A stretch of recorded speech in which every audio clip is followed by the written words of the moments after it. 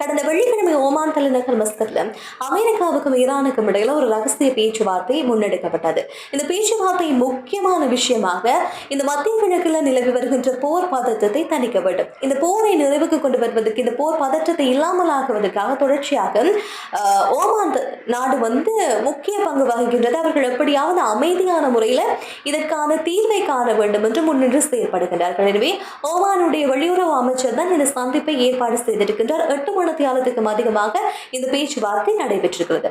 இந்த பேச்சுவார்த்தையில் உள்ள அமெரிக்காவுடைய ஜனாதிபதி ட்ரம்பினுடைய சிறப்பு தூதுவராக ஸ்டீவ் விகாஃப் அவரோடு சேர்ந்து மருமகன் ஜெராட் குஷ்னர் ஆகியோர் பங்கேற்றிருக்கிறார்கள். ஈரான் தரப்பு சார்பாக ஈரானுடைய வெளியுறவு அமைச்சர் அப்பாஸ் ஆராகி பங்கேற்று இதில் பேச்சுவார்த்தை நடத்தப்பட்டிருக்கிறது. இந்த சந்திப்பில் இன்னொரு விஷயம் கவனம் பெற்றது என்றால் அது அமெரிக்காவுடைய மத்திய கட்டளை தளபதி இந்த சந்திப்பில் பங்கேற்ற விஷயம் என்பது எல்லோருடைய கவனத்தையும் பெற்றிருக்கின்ற ஒரு விடயம் தான். இந்த பேச்சுவார்த்தைகள் ஒரு பக்கமாக மறைமுகமாக நடைபெற்றுக் கொண்டிருக்கின்ற நேரம், இன்னொரு பக்கமாக இஸ்ரேலுடைய பிரதமர் பெஞ்சமின் நெத்தன்யாகு அவர்கள் வருகின்ற புதன்கிழமை 11ஆம் தேதி வாஷிங்டனுக்கு சென்று அங்கு ட்ரம்ப் அவர்களை சந்திக்க போகின்றாராம். இஸ்ரேலை பொறுத்தவரையில் தொடர்ச்சியாக அவர்கள் முன்வைக்கின்ற ஒரு பிடிவாதமாக நிற்கின்ற ஒரு கோரிக்கை என்று கூட சொல்லலாம். வெறுமனே அணுசக்தி ஒப்பந்தங்கள் மட்டுமில்லாமல் ஈரானுடைய ஏவுகணைகள் திட்டம் சார்ந்தும், அதே நேரம் இந்த ஹமாஸ், ஹிஸ்புல்லா போன்ற அமைப்புகள் தொடர்ச்சியான ஆதரவை ஈரானுக்கு வழங்கக்கூடாது என்று சில கடுமையான நிபந்தனைகளை விதித்து வருகின்றார்கள். இதில் அவர்கள் பிடிவாதமாக இருக்கின்றார்கள்.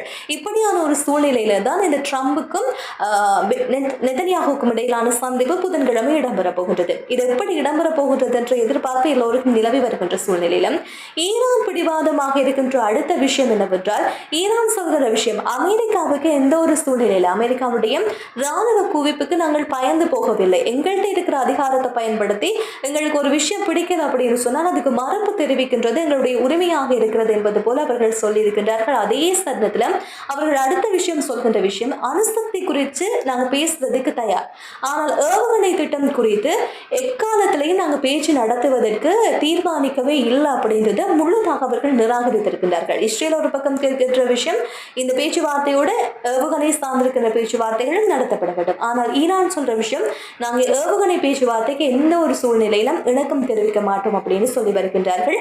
அதே தருணத்தில் அமெரிக்க ராணுவம் ஈரான் மீது தாக்குதல் நடத்தமாக இருந்தால் எங்கள்கிட்ட இருக்கிற எல்லா பலத்தையும் பயன்படுத்தி நாங்கள் அமெரிக்காவினுடைய இராணுவ தளங்கள் மீது தாக்குதல் நடத்துவோம் என்ற எச்சரிக்கையை ஈரான் விடுத்து வருகின்றது. எனவே தொடர்ச்சியாக இந்த போர் சூழல் என்பது கொஞ்சம் முருகலான நிலையிலேயே போய் கொண்டிருக்கின்றது. எனவே இதை கட்டுப்பாட்டுகளை கொண்டு வருவதற்காகத்தான் எல்லா இடங்களையும், மற்றும் குறிப்பாக ஓமான் அமைதி பேச்சுவார்த்தைக்கு 2 நாடுகளையும் ஏற்பாடு செய்து கொண்டே இருக்கின்றது. ஒருவேளை இந்த வருகின்ற புதன்கிழமையோ இல்லாவிட்டால் இந்த பேச்சுவார்த்தைகள் மூலமாக ஈரான் 3 ஆண்டுகளாக இந்த யுரேனிய செறிவூட்டலை நிறுத்த வேண்டும் சார்ந்திருக்கின்ற கோரிக்கைகளையும், அதே நேரம் அமெரிக்கா ஈரான் மீது பொருளாதார தடை விதித்திருக்கின்றது, அந்த பொருளாதார தடை நீக்க வேண்டும் என்ற ஒரு கோரிக்கையும், ஈரான் தனது செறிவூட்டப்பட்ட யுரேனியத்தை வெளிநாடுகளுக்கு அனுப்ப வேண்டும் என்ற சில கோரிக்கைகள், நிபந்தனைகள் வருகின்ற நாட்களில் விதிக்கப்படும் என்று நம்பப்படுகிறது. எவ்வாறு இருந்தாலும் ட்ரம்புடனான பேச்சுவார்த்தை, ட்ரம்ப் இந்த பேச்சுவார்த்தைகள் சார்ந்து சொல்கின்ற நேரம் ட்ரம்ப் சொல்கின்ற விஷயம் இது ஒரு நல்ல ஒரு முன்னேற்றகரமான ஒரு விஷயம் அப்படின்னு சொல்லி அவர் சொல்லி இருக்கின்றார்.